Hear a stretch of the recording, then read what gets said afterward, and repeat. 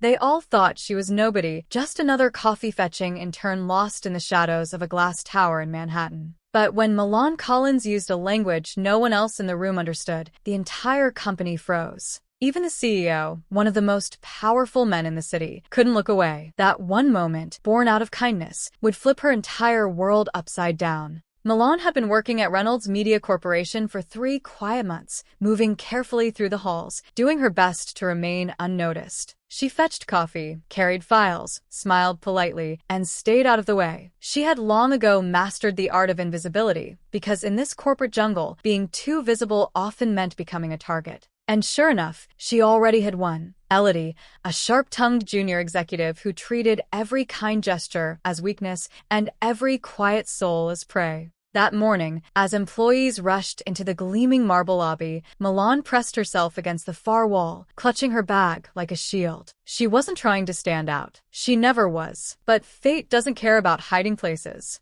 At the front desk, the receptionist's voice carried a sharp edge. "Sir, I'm sorry, but I don't understand you." A man in his 30s stood there, hands moving in precise but desperate gestures. His expression carried the weary sadness of someone who had spent a lifetime trying to be heard in a world that refused to listen. Milan's chest tightened. She knew that look too well. It was the same one she had seen in her younger brother Danny, who had been born deaf. For years, she had watched him struggle against silence, isolated in conversations that moved too fast without him. At 13, she had taught herself sign language, late at night in her bedroom, just so her brother would never feel forgotten. And now, standing in that lobby, the same instinct returned. Her hands tingled with the urge to help, but doubt clamped down like ice. "Not here. Not now. You're nobody. This isn't your place." And yet, when she saw the man's shoulders slump in defeat, she couldn't stay still. Taking a breath that felt like stepping off a cliff, Milan raised her trembling hands and signed, "Hello, sir. May I help you?"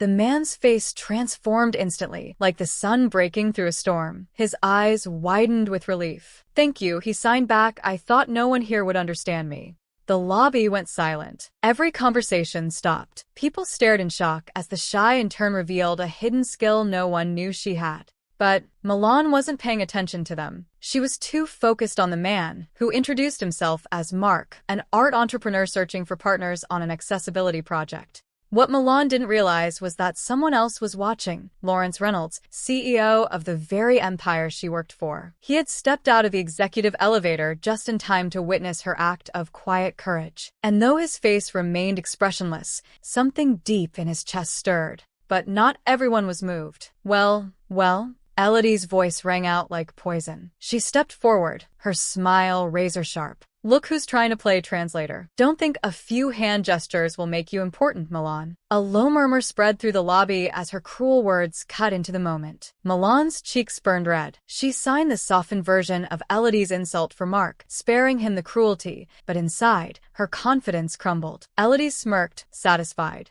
From across the lobby, Lawrence's gaze sharpened. He had built his career by reading people, and he recognized exactly what he was seeing. A quiet, capable talent being crushed by someone louder, colder, and far less valuable. He said nothing then, but he was already making up his mind. Milan tried to slip away, her heart sinking. But as she passed the security desk, an elderly guard with kind eyes called gently, "Miss Collins." Mr. Parker, who had once been an art teacher before life's twists pushed him into security work, looked at her with quiet wisdom. "Don't ever be afraid of doing the right thing. That man saw you. And so did I." His words wrapped around her trembling spirit like a shield. What Milan didn't know was that upstairs, Lawrence Reynolds was telling his assistant, "Send Milan Collins to my office." Moments later, she sat across from the CEO himself, her hands folded tightly in her lap. His office was immaculate, filled with trophies of success, but empty of warmth. Milan braced for punishment. Instead, Lawrence leaned forward and asked simply, "Why do you know sign language?" Her voice shook. "My brother is deaf. I learned so I could talk to him."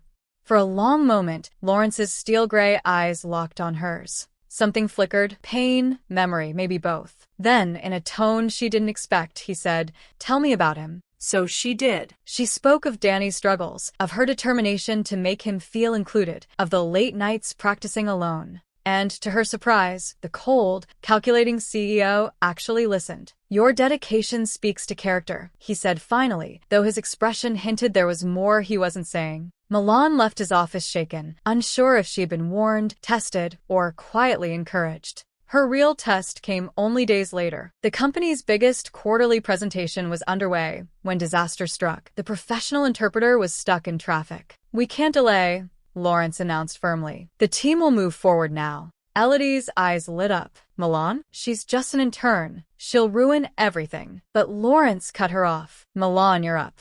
The room turned on her, hundreds of eyes waiting to watch her fail. Milan's hands trembled as she signed, trying desperately to keep up with Mark's quick explanations. But nerves overwhelmed her. She stumbled over phrases, mixed up signs, and saw confusion flicker across Mark's face. A ripple of laughter moved through the room. Elodie smirked, triumphant. And finally, broken, Milan whispered, "I'm sorry," and fled the room in tears. In the restroom, she collapsed against the cold wall, her old doubts swallowing her whole. But then Mr. Parker appeared again, offering her a clean handkerchief. His voice was soft but steady. "No one gets it right the first time. The only true failure is never trying. And you, Miss Collins, you cared enough to try. That's courage." When Milan returned to the conference room, the interpreter had arrived. But to everyone's shock, Mark looked directly at her and signed, "Tomorrow, I want you specifically for my private meeting." Gasps spread across the room. The interpreter blinked in disbelief. Elodie turned pale, and Lawrence studied Milan with a gaze that revealed both curiosity and something like hope.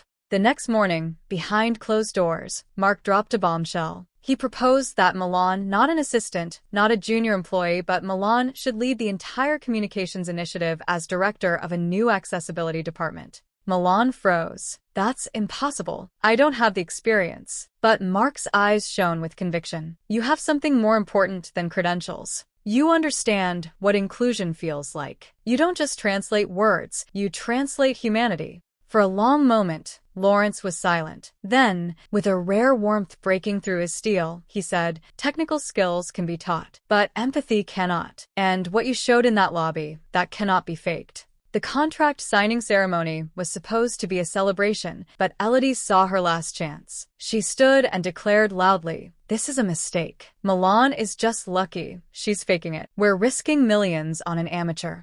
The room went still. Everyone waited to see what would happen. Milan steadied herself, refusing to shrink this time. She signed Elodie's words for Mark, calm and unwavering. And then Mark rose to his feet, his presence filling the room. "I have worked with dozens of interpreters," he said firmly. "Most translate language. Milan translates humanity. That is not luck, it is a gift." Applause thundered. Lawrence stood next, his voice final. "Milan Collins will lead this initiative. And anyone who questions her questions my judgment." His gaze locked on Elodie until her confidence cracked. By the next week, she was gone from Reynolds Media. From that day forward, Milan's life transformed. The invisible intern became the heart of a company-wide revolution in accessibility. Her new department drew national attention. Danny visited her office with pride glowing on his face. And every morning, as Milan walked past the lobby, Mr. Parker smiled quietly to himself. "Finally," he whispered, "she's seen." But perhaps the greatest transformation came in Lawrence himself. The hardened CEO, haunted by the memory of a daughter he had once failed to truly hear, found a kind of healing in Milan's courage. "She once signed to me, 'Dad, trust me,'" he told Milan one evening. "I didn't listen then, but today I do." Months later, as Milan stood on stage at the launch of the Accessibility Initiative, she looked out at an audience filled with executives, advocates, and families. With her hands moving gracefully, she signed and spoke at once. "I used to believe kindness belonged in the shadows, that it had no place in business. But kindness is meant to be seen. It's meant to be a beacon, a bridge, a promise that no one, absolutely no one, will be left behind." The room erupted in applause. Above her, a banner carried the new company motto, born from that very first moment in the lobby. "Kindness always comes full circle."